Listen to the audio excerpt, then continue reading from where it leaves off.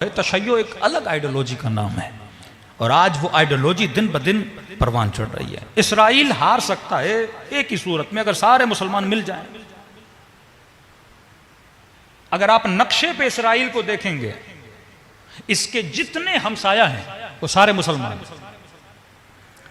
कहते हैं जितना इसराइल ने बारूद बरसाया है, इतना लोहा तो उसके पास है ही नहीं, इतना बारूद तो उसके पास है ही नहीं। कहां से आ रहा है? ईरान पर भी अटैक किया तो कहते हैं उर्दन और इराक के कुर्दिस्तान के एयर बेसेस शायद इस्तेमाल हुए। यानी अगर मुसलमान मुल्क अपने बॉर्डर्स बंद कर दें तो इसराइल तक न गैस पहुंच सकती है न इलेक्ट्रिसिटी जा सकती है। ये भूख से मर जाएं अगर मुसलमान ममालिक यूनाइट हो जाएं। गैस कहां से जाती है? मिस्र से। असलहे की ट्रेड उर्दन से। ये सारी कश्तियां, ये सारे बेसिस कहां से जा रहे हैं? मुसलमान दे रहे हैं। क्या कह रहे हैं? माह मुबारक रमजान में बेचारे फिलिस्तीनी एक खजूर से 6 अफराद इफ्तारी कर रहे थे, एक खजूर से। और दूसरी तरफ मिस्र है, दीवारें बड़ी कर दी कि एक फिलिस्तीनी वहां पे ना आए। ये भी सुन्नी वो भी सुन्नी, दीवारें खड़ी कर दी कि हमारा सुन्नी मुसलमान वहां पे ना आए। और अभी आयतुल्लाह सिस्तानी ने फतवा दिया है कि चाहे वो लुबनान के हों, चाहे फिलिस्तीन के हों, जितने भी मुसलमान अपने घर से बेघर हुए हैं वो इराक में आ जाएं, खाना भी देंगे, रिहाइश भी देंगे, शहरियत भी देंगे उनको। हाँ? वही रंग, वही किरदार, वही इशारा आपको नजर आता है जो आपको अरबईन इमाम हुसैन में नजर आता है।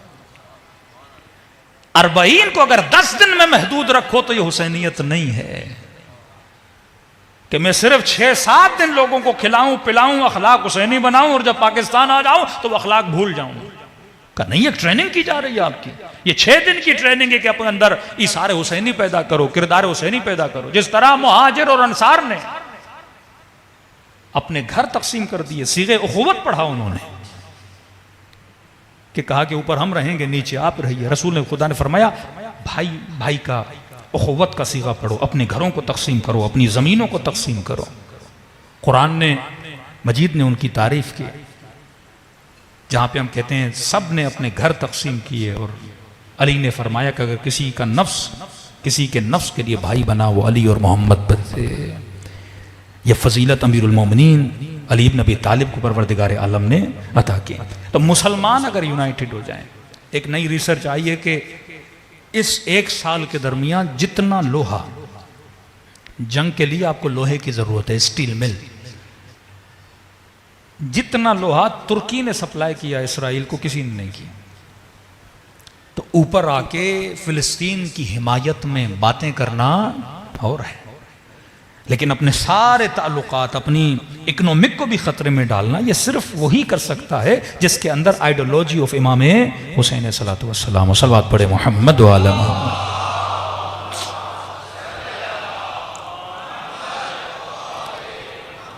अब एक ख्वाब था जो इसराइल ने देखा, वो था ग्रेटर इसराइल, बड़ा इसराइल। जिस ग्रेटर इसराइल में उर्दून भी आता है, सीरिया भी आता है, पार्ट ऑफ इराक भी आता है। अब याद रखिए, दुश्मन जब अपना ख्वाब पूरा करना चाहता है वो सबसे पहले खुद मैदान में नहीं आता, वो अपने पाले हुए कुत्तों को भेजता है, क्योंकि वो उसके वफादार होते हैं। और वो ख्वाब तभी पूरा होगा कि इसके अतराफ में जितने ममालिक हैं वो कमज़ोर हो जाएं, फौजी तौर पे कमज़ोर हो जाएं, हुकूमती तौर पे कमज़ोर हो जाएं। और रिसर्च ये बताती है इस ख्वाब को पूरा करने के लिए, क्योंकि इस्तेमार जब भी मुस्लिम ममालिक में दाखिल हुआ, वो चाहे उस ज़माने के हिंदुस्तान में दाखिल हुआ तो वो ट्रेड के ज़रिए से दाखिल हुआ। आप सुनते हैं कि ब्रिटेन कंपनियां दाखिल हो गई और पहले कंपनियां बनी, कंपनियों के बाद उन्होंने पूरे मुल्क को क्या कर दिया? कब्जे में ला दिया। बेहतरीन तरीका होता है तिजारत। अभी आप देखते हैं चाइना पूरे अफ्रीका पे हावी है तिजारत के जरिए से।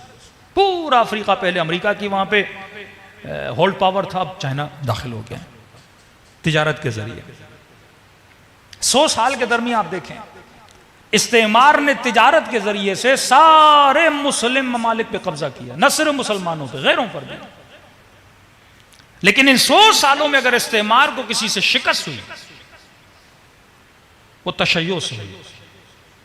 तशय्यो से शिकस्त क्यों हुई? क्योंकि तशय्यो के पास एक आइडियोलॉजी थी मरजइयत के नाम से। मशहूर फतवा है शिराजी बुजुर्ग का, जिन्होंने तंबाकू के हराम का फतवा दिया, ये सबने सुना हुआ है। शिकस्त हुई ईरान में, शहनशाहियत थी, शिकस्त हुई, बाहर चले गए। उसके बाद इन्होंने दाइश का नक्शा खींचा कि दाइश के जरिए से अब इससे 2 अहदाफ पूरे हुए। एक तो ये जितना ये न्यू मिडिल ईस्ट को बनाना चाहते थे, उससे ये था कि मुसलमान मुसलमान से लड़े। जाहिर है जो दूर से अंग्रेज देख रहे हैं वो कहेगा हमारा क्या जाए, मतलब मुसलमान मरे भी, मुसलमान बदनाम भी हो। मर हम भी रहे थे और जो मार रहे थे उनका चेहरा वकी हो रहा था, और वो कौन थे? वो भी मुस्लिम थे। मतलब टेररिस्ट भी हम बने, मरे भी हम। और इस पूरे दाइश का खात्मा हुआ। फिर मैदान में कौन आई? मरजइयत आई। आयतुल्लाह सिस्तानी ने जिहाद किफाई का फतवा दिया कि घर घर से ये फिर हश्त शाबी, आप मुख्तलिफ लोग, अक्षार, सारे लोग बाहर निकले और इन्होंने दाइश को इराक से बाहर निकाल दिया। यहां तक कि सीरिया में भी वो जंग हार गए। तभी अमलन खुद मैदान में अभी इसराइल आया है। आप शायद समझें कि यह जंग इत्तफाकी जंग थी। नहीं मेरे अजीज, ये प्री प्लान जंग थी। क्योंकि जब तक मिडिल ईस्ट, ये अरब ममालिक कमजोर नहीं होंगे तब तक वो नहीं आ पाएगा।